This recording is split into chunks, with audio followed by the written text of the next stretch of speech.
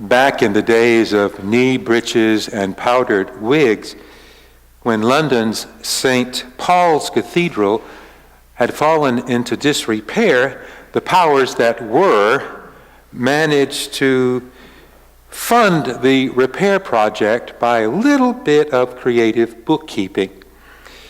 They took money held in trust for Westminster Cathedral and used it to fix up St. Paul's.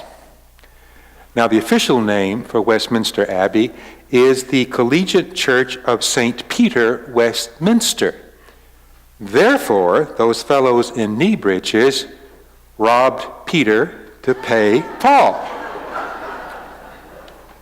The Florida State Legislature does much the same thing when it takes a trust fund set up for affordable housing and uses the funds in that fund to balance the budget. These days we don't call that robbing Peter to pay Paul, we call it fiscal responsibility. Apparently it's not actual larceny unless you're wearing knee breeches and a powdered wig. The lectionary this morning puts us in a similar position. We're presented with two rich and wonderfully winsome stories, one about Peter and the other about Paul. I'd like to preach about Peter, but I don't want to rob Paul. I'd like to preach about Paul, but I don't want to shortchange Peter. So let's live dangerously. Let's take on both. If the sermon crashes, it won't be the first time. And if it lands safely, we might discover that different as these two disciples are, Peter and Paul have quite a lot in common. We start, of course, with Peter. Headstrong, impulsive, always the first to act. He's the kid in class who's always saying, "Teacher, teacher, teacher, I know the answer, call on me." He is, as you'll recall, the one who stepped out of the pack to respond to Jesus at Caesarea Philippi when Jesus said, "Who do you say that I am?" Peter piped up right away, "You are the Messiah, the Christ, the Son of the living God." Jesus promises to build his church upon that confession, which means that you and I are standing on it right now. Peter is also the apostle who tells Jesus at that meal before he is arrested, "Lord, I am ready to go with you to prison and to death. Even though I must die with you, I will not deny you." Then Jesus goes to Gethsemane to pray and is arrested by the temple gendarmes who haul him away. And Peter's solemn promise lasts just about as long as it takes for him to warm his hands in the courtyard of the high priest. Say, aren't you one of his disciples? Me? Jesus? I do not know the man. 3 times Peter denies knowing Jesus, and then, as we all remember, the cock crowed. For all intents and purposes, the Gospel of John seems to end at chapter 20. But somebody, perhaps John, perhaps somebody else, just couldn't let Peter's story end this way. And so we have this strange tale of fishing all through the night, of a huge catch, of Peter putting on his clothes and jumping into the sea, a very Peterish kind of thing to do, because he realizes that the risen Christ is on the shore.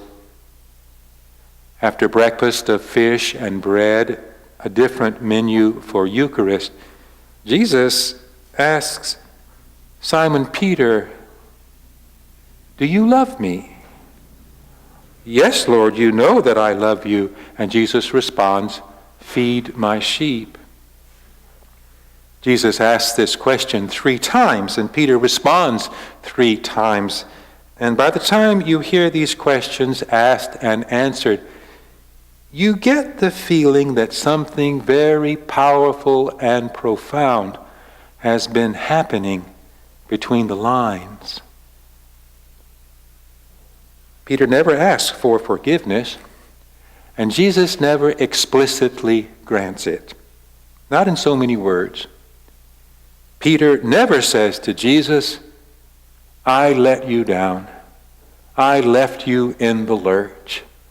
I promised to be faithful to you, and I wasn't. And Jesus never says to Peter, I know you did. I looked around and you weren't there anymore. You said you'd stick with me, but you didn't. Jesus never says, I forgive you in so many words. Perhaps that's because he's already said it on the cross. Those ruined hands that made breakfast, that ugly scar in his side, they both say, I forgive you. That charcoal fire, the bread, the fish, the invitation, come and have breakfast, they all say, I forgive you. What Jesus does say aloud to Peter is, feed my sheep, tend my lambs. He gives Peter an assignment, a mission to carry out. And then he speaks of risk. Peter will not have an easy time of it. He will be taken places where he does not wish to go, and yet Jesus says to him, follow me. Forgiveness, mission, risk. These are the elements of Peter's story that we must keep in mind as we move on to Paul. Now, Paul is chalk to Peter's cheese. Peter is coarse and uneducated. Paul is erudite and sophisticated. When we first meet him, and his name is Saul, he is a persecutor of the church. And what's more, he's good at it. Unlike Peter, Paul doesn't act on impulse. Paul acts on principle. One of those principles is that the Messiah cannot possibly have been a person who dies on a cross. Cursed be the one who dies on a cross, the saying went. The notion of a crucified Messiah is an insult to everything Paul has been taught to believe, everything he stands for. People who believe this heresy about Jesus are a threat to God and to the faith of the people of Israel. So Paul's story does not begin on the road to Damascus. It starts with the stoning of a man named Stephen, the first Christian martyr. Stephen had been preaching Christ and him crucified. For this he was seized and dragged before the Jerusalem council, the same council that had condemned Jesus. And after hearing his sermon, the council sentenced him to death by stoning. And Paul was there. Luke says he approved of the whole affair. He felt it an honor to hold the cloaks of those who needed to take off their cloaks so they could get a good throw with the stones. It was the least he could do to preserve God's good name. You will no doubt remember that as the nails are being driven into Jesus' flesh, in Luke's gospel, Jesus says, Father, forgive them, for they do not know what they are doing. And Stephen says much the same. He says, Lord, do not hold this sin against them. So the way I read Luke, Paul's story begins right here, even though Paul is not aware of it. It begins with Stephen's prayer that Jesus will forgive him before Paul organizes a posse to haul Christians before the council, before he sees the light from heaven, before he hears the voice, before he loses his physical sight. Paul and Jesus have already been introduced. The honors were done by Stephen. He introduces Paul to Jesus with the last words out of his mouth. Paul meets Jesus for the first time when the man he was helping to kill prays for his forgiveness. That puts the Damascus Road story in a rather different light, doesn't it? It's often called Paul's conversion experience. And a lot of Christians will tell you, you've got to have an experience just like Paul's or you aren't a real Christian. But it's actually nothing of the kind, is it? There is no conversion in this story. There is a diversion. The risen Christ diverts Paul from the road of persecution and sets him on the road toward association with the very people he was trying to arrest. He sends him to the house of a man named Judas, who lives in the street called Straight, and summons a Christian brother named Ananias to straighten Paul out. "Are you sure you've got the right man?" Ananias wants to know. "Oh yes," the Lord replies, "I've got plans for this one. Go, for he is an instrument whom I have chosen to bring my name before the Gentiles and kings and before the people of Israel." Paul is indeed a man on a mission. He just doesn't know yet what mission he's really on. After spending a few days with the disciples in Damascus, Paul shows up in the synagogues proclaiming the risen Christ. He began to proclaim Jesus in the synagogue, Luke writes, saying, "He is the Son of God." Now, there's no question that conversion is taking place somewhere along this story, but it doesn't happen all at once, and it doesn't happen on the Damascus Road. It happens on another road, the road between forgiveness and mission. Conversion is a process, not a one-time event. For most of us, it begins with our baptism, and it does not end until our baptism is complete in death. Paul will one day write about the challenges of this road along to conversion: shipwreck, floggings, danger from Gentiles, danger from his own people, danger in the wilderness, danger in the city. He's got a really long list. Once he was let down through a window in the wall in a basket.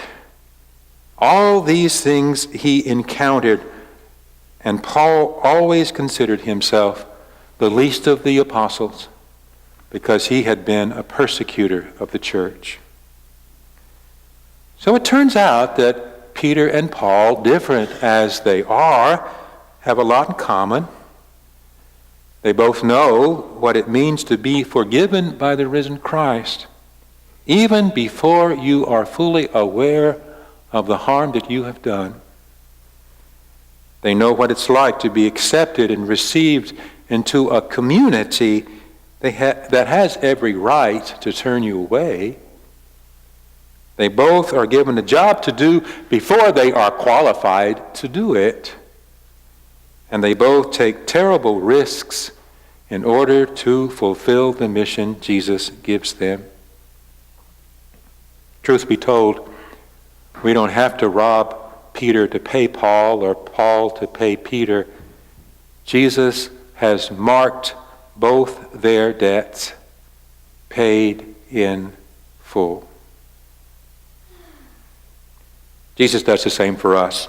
He forgives us before we know enough to ask for forgiveness, even while we're too ashamed to form the words in our mouths. He welcomes us to a meal which he prepares, fully knowing that we do not deserve to dine with him.